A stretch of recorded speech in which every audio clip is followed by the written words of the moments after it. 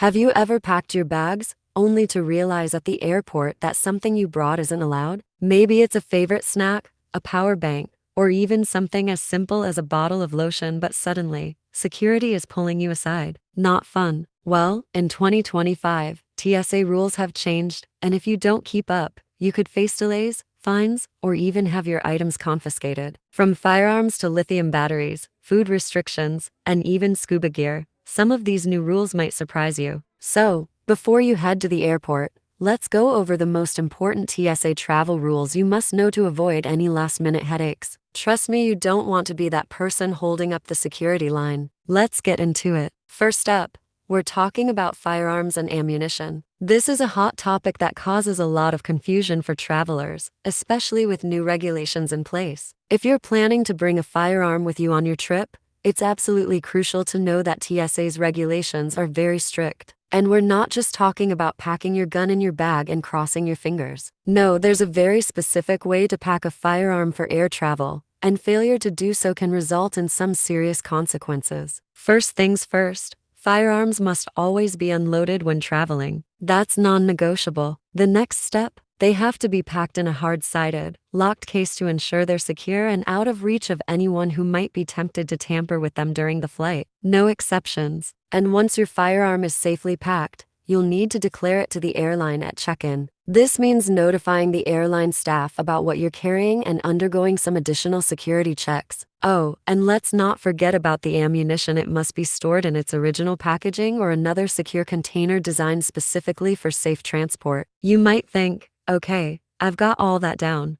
but here's where it gets tricky. There are strict limits on how much ammunition you can bring. TSA allows up to 11 pounds or 5 kilograms of ammunition, which sounds like a lot, but remember, every country and airline might have slightly different rules. So be sure to call your airline and confirm their specific requirements before you head to the airport. And now, the big warning: if you fail to declare your firearm or pack it improperly, you're looking at potential fines up to $15,000 and criminal charges. That's not something anyone wants to deal with. Plus, non-compliance could cost you TSA pre-check eligibility for 5 years. So, to avoid these costly mistakes, check the TSA's official firearm policy before you leave home, and contact your airline in advance to ensure you're following all the necessary steps. Now, let's talk about electronics, specifically lithium batteries. We all know that the modern traveler relies on their gadgets, smartphones, laptops, cameras, power banks, the list goes on. But what if I told you that some of your favorite travel companions could be a potential fire hazard in the air? Yes,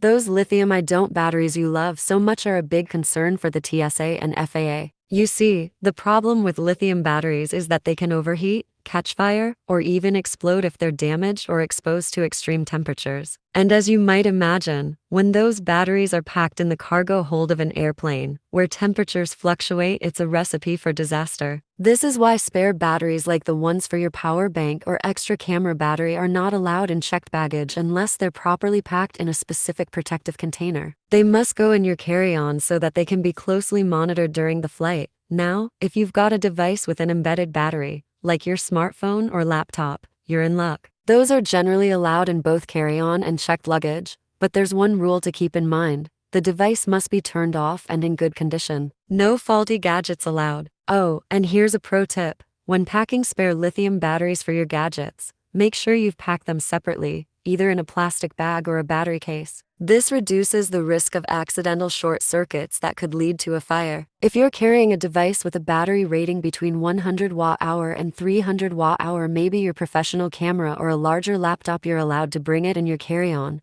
but it must be declared at check-in. Airlines usually allow 2 spare batteries in this category, but make sure to verify the specifics with your airline, as some may have stricter rules. And if you've got something more substantial, like medical equipment or an electric wheelchair, which typically contains a larger battery, be prepared for a bit of extra paperwork and special arrangements with the airline. Oh, and don't even think about putting that battery in your checked luggage, it's just not going to fly. For all you adventure seekers out there, I haven't forgotten about you. If you're planning to travel with scuba gear or pressurized air tanks, you need to know that these items come with their own set of travel rules. And honestly, they're pretty strict. You might be thinking, why can't I just throw my scuba tank in my checked luggage like any other gear? Well, here's why. scuba tanks must be completely emptied before they're allowed in checked baggage. Any residual pressure in a tank can pose a major safety risk during a flight. As the plane ascends and descends, the changes in cabin pressure can lead to depressurization or even a rupture of the tank. Obviously,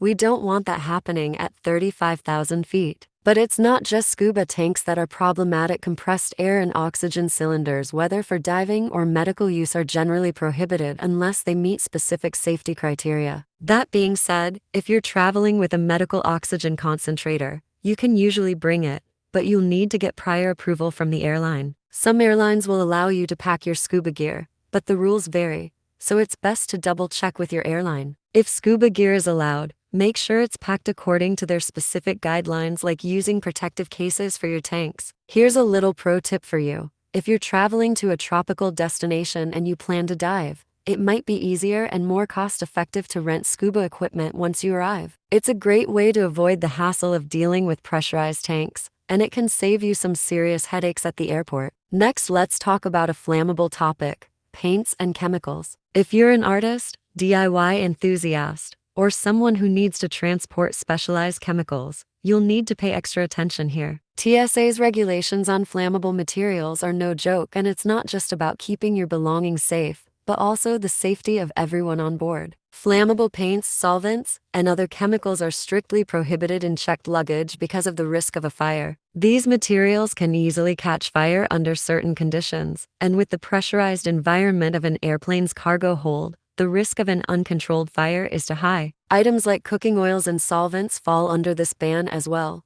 due to their volatile nature. If you absolutely must transport these materials, it's best to either ship them separately using a specialized service that complies with hazardous material regulations, or purchase them when you arrive at your destination. For artists, a good strategy is to either ship paints ahead of time or consider using water-based, non-toxic alternatives for your trip. It'll save you time and avoid the possibility of delays at security. Alright, now let's talk about something we all love: food. Who doesn't want to bring a snack or treat from home on a long flight? Well, in 2025, the rules surrounding food packing have gotten a little more specific. TSA's updated food restrictions make it crucial to pack your food carefully, especially when it comes to frozen foods.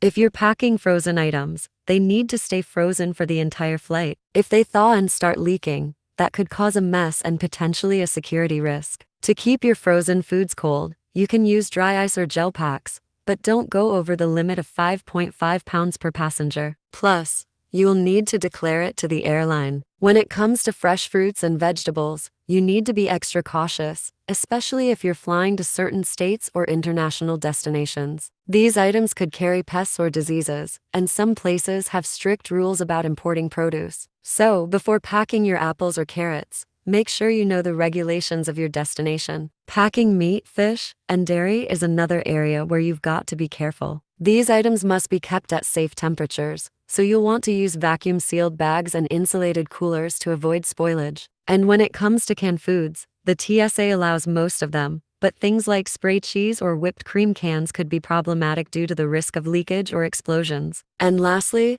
let's not forget about alcoholic beverages. While they're allowed in checked baggage, they're subject to some specific limits. You can bring up to 5 liters of alcohol with an alcohol content between 24% and 70% alcohol by volume, but it must be in the original retail packaging. Don't forget to check the rules of your destination too. Some countries have their own restrictions on alcohol. So, there you have it. With these updated TSA rules for 2025, it's important to know exactly what you can and cannot bring on your flight. Whether you're traveling with firearms, electronics, scuba gear, flammable paints, or food, preparation is key. Always double check with your airline, and when in doubt, leave things behind or opt for safer alternatives. Planning ahead not only saves you time but ensures that your travel experience is smooth sailing from start to finish. Safe travels, and don't forget to check those packing lists before you head out. Until next time, happy flying!